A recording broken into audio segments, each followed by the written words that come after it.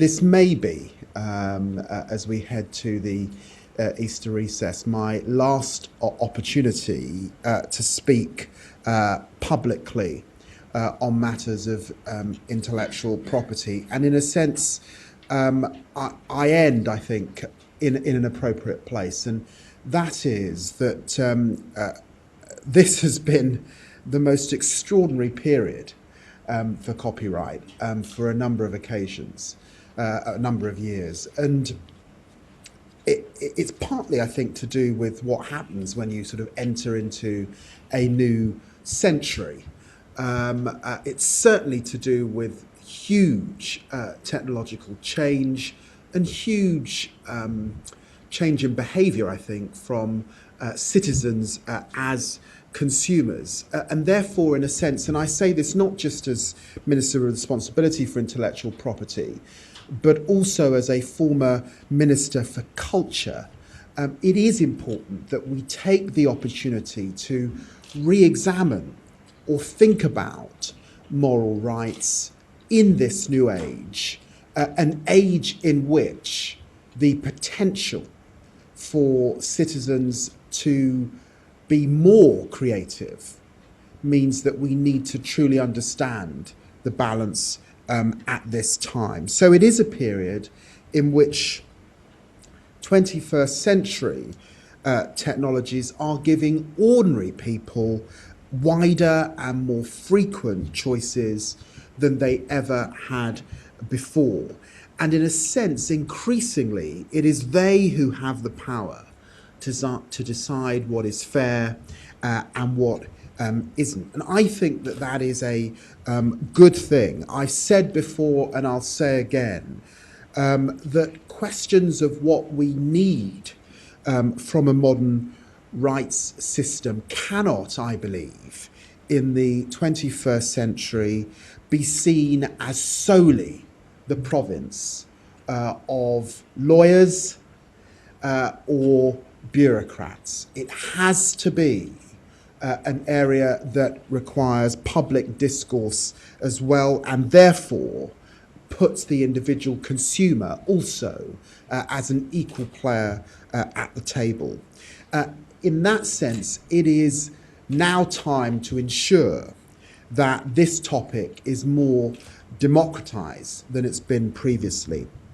And that's why I've not only promoted the debate, but I've also tried to steer it towards the big questions. What is the use of copyright? How well is it working? Are changes needed? And who should make them? Now, 300 years ago, when this country created the world's first copyright law, the Statute of Anne, we were concerned about principally economic rights. Who can copy an author's books and who gets paid for it?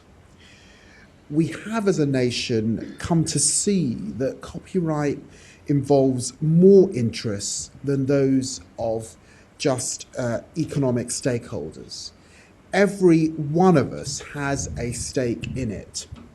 The student who wants to access materials for his or her presentations, the commuter who wants to put her favourite music on her iPod, on the tube, the DJ who wants to use mashups as part of his set.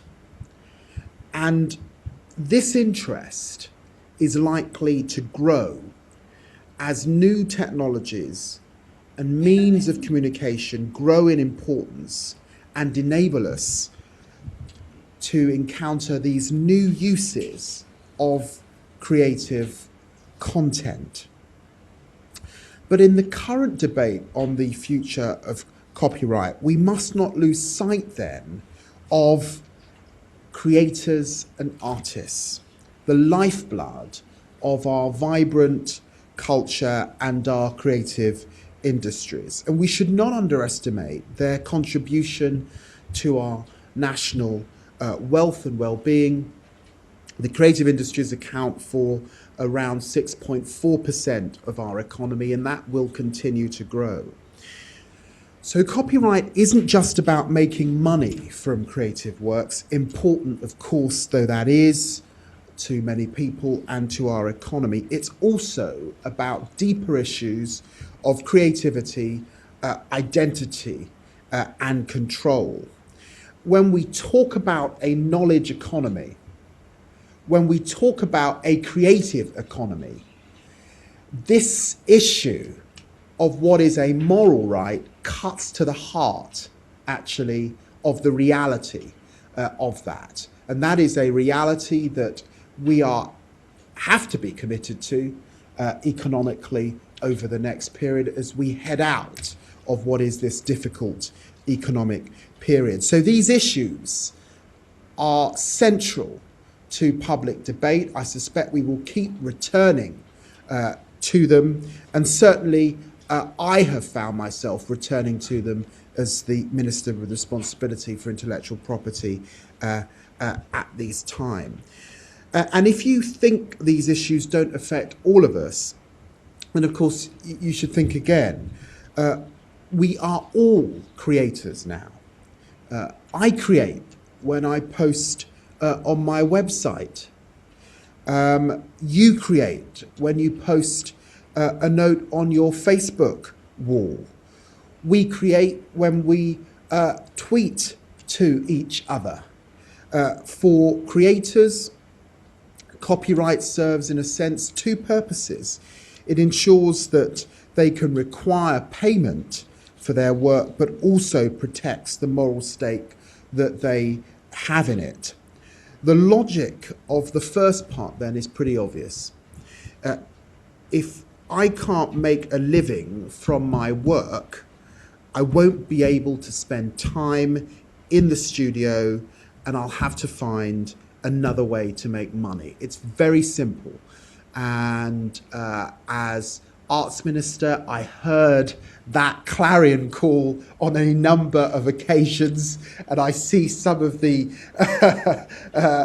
people in this room who made that point to me. I'm thinking very definitely of the Musicians' Union when I say that.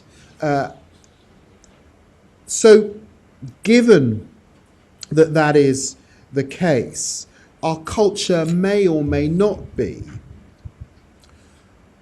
poorer as a result if we don't allow the room for that creativity and recognise that creativity, as well as the choices that may require the taxpayer and the consumer to gain as a result of that decision. And consumers understand this.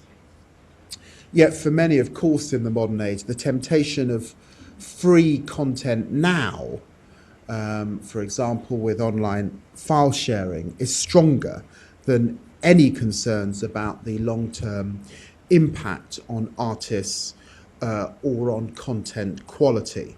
And this is something that, of course, we're tackling not only through the Digital Economy Bill, but perhaps more importantly, through the industry initiatives and educational campaigns that are actually key to persuading people and reminding people of the importance of creators and artists themselves. And crucially, there will be new business models that can allow cheaper and easier access to content, iTunes or Spotify as examples of that.